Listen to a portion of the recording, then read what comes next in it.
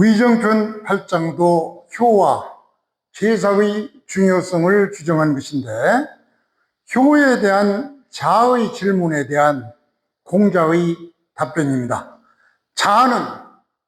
자라는 사람은 성격이 강직하고 정의감에 넘치므로 포근하고 부드러운 기색이 부족하므로 다음과 같이 공자는 얘기를 한 것입니다. 자하가 공자에게 효에 대해서 묻자 공자는 생란이다. 여기에 색자는 아주 여러 가지 뜻이 포함되어 있기 때문에 다음에 자세히 설명하기로 하고 그냥 간단히 여기서는 설명하겠습니다. 즉 즐거운 낯빛으로 부모를 섬기기는 어렵다. 이렇게 말을 하시면서 사건이 있다. 일이 있을 때는 술목, 제자는 여기서 어린 사람을 얘기하죠. 어린 사람들이 그 어려운 일을 맡아서 처리하고, 그 다음에 술목이죠. 있다. 술과 음식, 요거는 식자로도 읽고 먹을 사라고도 읽습니다. 두 가지를 읽으니까. 즉, 술과 음식이 있으면은 여기서는 먼저 난 사람, 그러니까 연장자에게 찬이라는 것은 반찬이나 음식을 차려서 드시게 하는 걸 얘기하죠. 드시게 하고, 그렇다고 해서 그것만으로도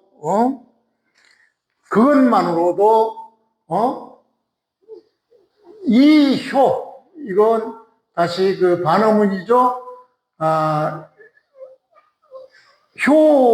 효한다라고 할 수 있느냐, 이렇게 물은 얘기인데, 요거를 하나하나 짚어보면서 다시 설명을 드리겠습니다.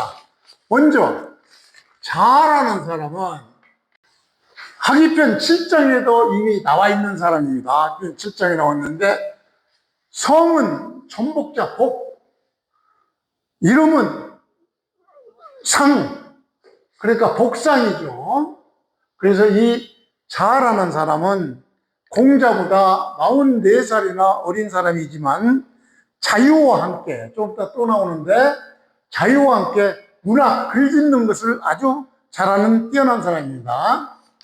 그 다음에 제일 문제가 되는 것이 생란인데, 이 색을 어떻게 표현하느냐, 이거를 논어집주에서 주자가 인용한 예기편의 제의편에서 이 생란을 이렇게 설명하고 있습니다. 즉, 효자는 있다. 뭐가? 신애자, 깊이 사랑하는 점이 있는 자이면은 효자가, 즉 깊은 사랑을 지니고 있는 사람이면은 반드시 이런 사람은 화기하다. 즉 온화한 기색이 있다. 온화한 기색이 있다. 술목이죠. 이렇게 온화한 기색이 있는 자는 반드시 유유요. 이 유는 즐거울 유죠. 즐거울 유. 반드시 온화한 기색이 있는 자는 반드시 즐거운 기색이 있다. 다시 이렇게 즐거운 기색이 있는 자는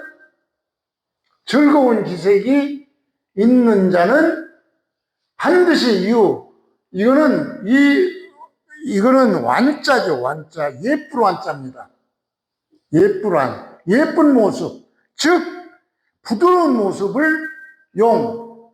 모습이 있다라고 색을 이렇게 표현했습니다. 그러니까 이러한 모습으로 바로 언제든지 부모를 모셔야 하니까 사람마다 어떤 그 나쁜 일도 있을 수 있고 기분 나쁜 일도 있을 수 있는데 항상 이러기는 어렵겠습니다만은 주자는 얘기의 죄의 표를 예를 들어서 색이란 표를 이렇게 표현하고 있습니다. 다시 말해서 깊은 애정이 있으면은 반드시 화기, 온온한 기운이 있고 이 화기스러운 기운, 온화한 기색이 있으면은 반드시 즐거운 기색이 있고 즐거운 기색이 있는 자는 반드시 부드러운 표정을 짓는다. 이런 모습으로 부모를 모셔야 되는데 이러기는 어려울 것이다. 그래서 유사, 일이 있을 때는 어떤 사건이나 어떤 일이 있을 때 이런 때는 바로 제자는 여기서 나이 어린 사람을 의미하죠. 그래서 나이 어린 사람이 기로 그 어려운 일을 맡아서 처리한다. 이런 얘기고, 이건 아까도 설명드렸듯이 술과 음식이 있으면은 먼저 사람한테 음식을 차려서 반드시 드시게 하고, 증시, 일찍증자죠. 그렇다고 해서 이렇다고 해서 이효 반어문이죠. 가로하지 않는가, 즉 효를 했다고 할 수 있는가, 이렇게 한다고 해서 한다고 있는가라고 공자는 자에게 효에 대해서 설명을 했던 것입니다. 그러니까 공자의 이 대답의 요지는 얼굴빛을 기쁘게 하기는 어려운 것이다. 이렇게 얼굴빛을 기쁘게 하는 거, 이건 어려울 것이다만, 일이 있으면은 아랫사람이 힘쓰고, 음식이 있으면은 먼저 윗사람에게 올리고, 이렇게 한다고 해도 이것만으로 효가 될 수 있느냐? 그래서 효의 관점을 행동의 겉모습만 보고, 겉모습보다는 마음속 태도와 표정의 그 화합을 강조한 효의 개념입니다. 이상 지금까지 4개의 장에서 제자들은 다 같이 효를 물었는데, 즉 맹의자, 맹무백, 자유, 자아가 모두 효에 대해서 물었는데 공자는 이렇게 모두 답이 다릅니다. 즉 맹의자가 물었을 때는 무의다, 예의에 어긋나지 말아라 라고 간단히 한마디로 얘기를 했고, 맹무백에게는 자식은 질병이 아닌 다른 잘못으로 부모의 걱정을 끼쳐서는 안 된다라고 했고, 자유에게는 물질적 공양만으로는 안 된다, 경애해야 한다라고 얘기를 했고, 자아에게는 부드럽고 즐거운 낯빛으로 부모를 잘 모셔야 한다라고 이렇게 얘기했습니다. 그래서 이 효에 대한 공자의 비교 분석은 5장에서 맹의자에게는 효의 핵심을 예라고 했습니다. 모든 사람들이 지켜야 될 이 예, 살아서나 죽어서나 예로 섬겨라, 이렇게 형식적 제도적 준수를 효라는 관점으로 표시를 했고, 맹무백에게는 부모를 안심시켜야 된다, 부모의 걱정은 오직 질병뿐이어야 된다, 부모의 마음의 평안을 보장해야 된다. 왜냐하면 맹무백은 무장이기 때문에 권세만 믿고 아주 무례한 행동을 해서 부모의 걱정을 끼칠 것을 걱정해서 공자는 이렇게 부모 걱정은 오직 병이 났을 때만 해야 된다라고 얘기를 했고, 자유에게는 자유가 물은 7장의 효에 대해서는 효의 핵심을 존경심, 이걸 얘기했습니다. 그냥 봉양하는 것만으로는 안 된다. 봉양과 함께 공경하는 마음이 있어야 된다라고 하면서 정신적 경외심을 강조했습니다. 즉, 자유의 물질적 공양은 잘 할 것 같으나 경외의 정이 이를까 봐서 자유에게 이 경을 효의 핵심으로 지적을 했던 것이고, 8장에서 자에게는 자는 성격이 강직하고 정의감이 넘치므로 포근하고 부드러운 기색이 부족할 것 같으니까 부모에게 화색, 부드러운 빛으로 대하라. 표정과 마음의 조화를 이루어라. 즉, 감정 표현과 내심의 진실성, 이것이 같아야 된다라고 공자는 네 제자들에게 효를 이렇게 구분해서 대답을 해줬던 것입니다. 위정편 9장은 여기서도 군자의 도리와 수기에 대해서 얘기한 장인데, 공자의 수제자 아내라는 사람은 과묵했고 배우기를 좋아했고 또 덕을 실천한 사람입니다.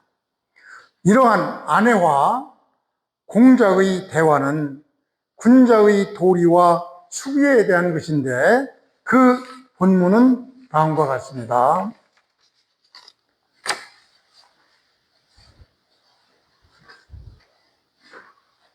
자왈.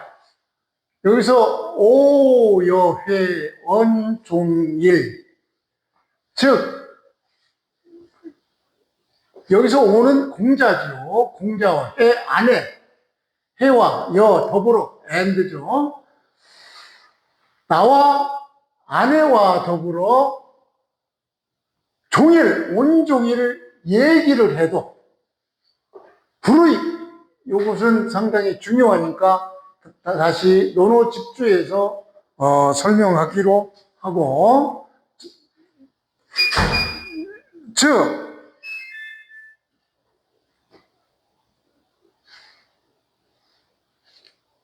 서로 뜻이 어긋나지 않는다, 이런 그 의미인데, 논어 집주에서는 더 깊이 설명한 바가 있으니까 그때 보기로 하고, 그러니까 온종일 말을 해도 반박하거나 뜻이 안 맞아서 다투는 일이 없으니 마치 아내는 바보 같다, 이렇게 얘기를 했습니다. 그러나 퇴하고 나서, 다시 말해서 강의가 끝나거나 토론이 끝나고 나서 나중에 그 아내의 사생활을 잘 관찰해 보니 역시 족하다, 개발함으로 수족하다.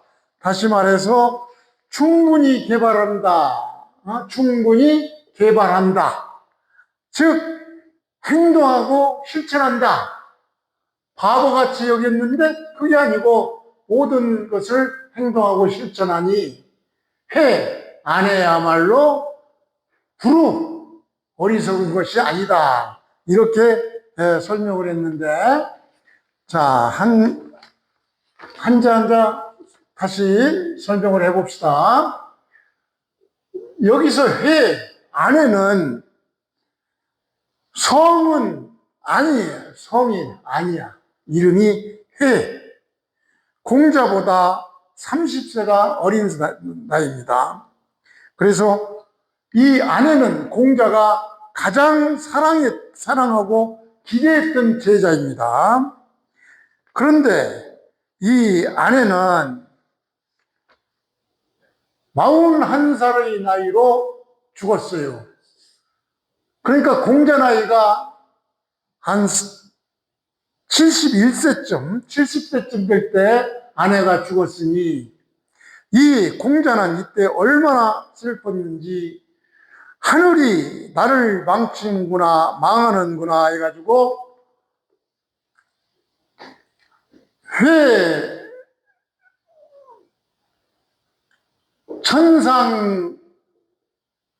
천상여라고, 요 부분은 선진편 9장과 8장에서 아내가 죽었을 때의 공자의 우는 모습이나 제자들이 왜 공자가 그렇게 아내가 죽었을 때 울었느냐고 묻는 것에 대한 대답, 내가 이때 안 울면 언제 울겠느냐, 이렇게 슬프게 여겼던 사람이 바로 공자가 가장 사랑했고 가장 아꼈던 제자인 아내였던 것입니다. 이런 사람과 온종일 말을 해도 불의, 서로 뜻이나 마음이 어긋나는 일이 없다. 논어집주에서 이 불의를 의불상배 무문나냐, 즉 마음이나 생각이 아니다. 서로가 배반, 서로가 어긋나지 않는다. 마음이나 생각이 서로가 어긋나지 않아서 어떤 문제에 대해서 서로 묻고 또 토론하고 따지고 알고 그러한 어려움이 없다. 이게 바로 불의라고 논어집주에서는 설명하고 있습니다. 이렇게 공자님에 대해서 아내와 공자의 그 두 사람은 항상 뜻이 또 마음과 생각이 어긋남이 없고 서로 논박하면서 말싸움하는 일이 어떤 것을 캐묻거나 또 따질 그런 어려움이 없었던 그런 사이였으므로 그런 사이라고 해서 아내는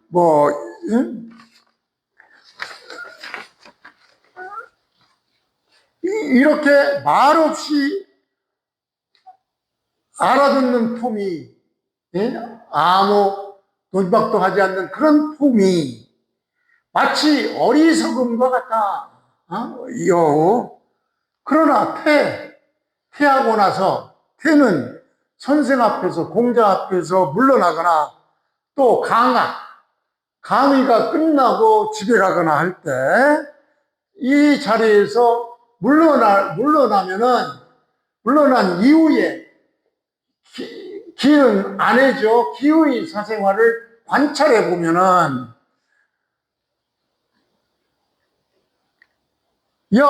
그러나 좋기 충분히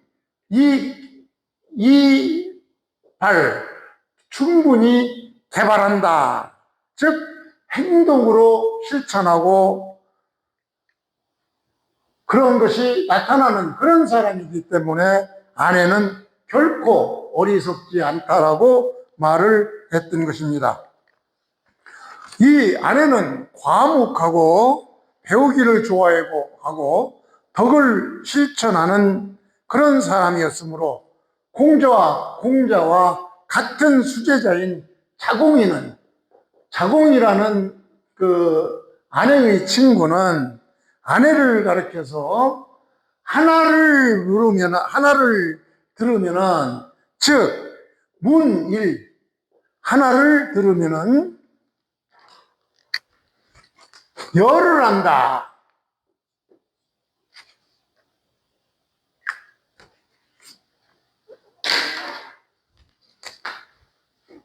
문일 이지열 하나를 들으면은 열을 아는 사람이라고 이렇게 어리석다고 이렇게 여길지 모르지만 그 자공은 아내는 이렇게 천재라고 이렇게 말을 했던 것입니다.